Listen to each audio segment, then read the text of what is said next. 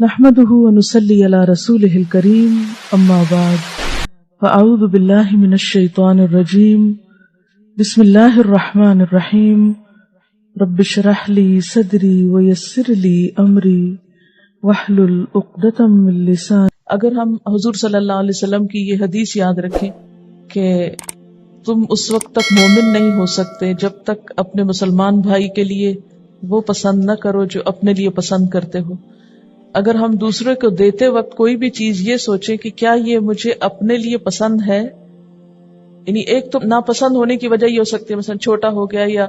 Out of fashion ہو گیا، چلے وہ تو ایک الگ بات ہے، لیکن کسی بھی ردی چیز کو، بیکار چیز کو یا ایسی حالت میں دینا کہ جس سے دوسرے کو تکلیف ہو،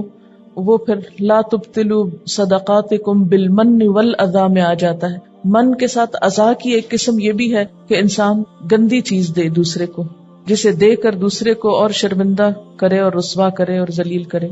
ہمارا حال یہ ہے کہ جب بچہ پیدا ہوتا ہے تو اسی غم میں مبتلا ہو جاتے ہیں کہ لڑکی کیوں ہے اور لڑکا کیوں نہیں، اور لڑکا کیوں ہو گیا، مجھے تو ابھی بیٹی کا شوق تھا. اور ہمیشہ ایک شکوے کسی کیفیت ہوتی ہے، اور کبھی یہ نہیں سوچتے کہ اللہ تعالیٰ نے جو صحت مند سلامت بچے دیے ہیں ان کی قدردانی کریں. اور پھر بہت سی مائیں بچوں کی شرارتوں کی وجہ سے یا بچوں کے ستانے کی وجہ سے پریشان ہوتی ہیں، اور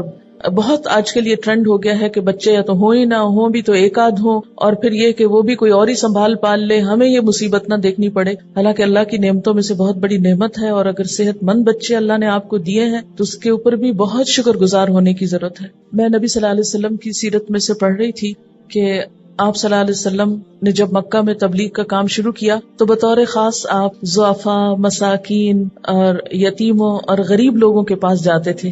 اور ان کو جا کر اسلام کی دعوت دیتے تھے. اسی وجہ سے حضرت بلال اور حضرت عمار اور ان کا جو خاندان تھا وہ مسلمان ہوئے تھے. حضرت سمیہ، یعنی اسلام کی ابتدا میں جو لوگ مسلمان ہوئے ہیں ان کی اکثریت جو تھی وہ غرباء اور مساکین کی تھی.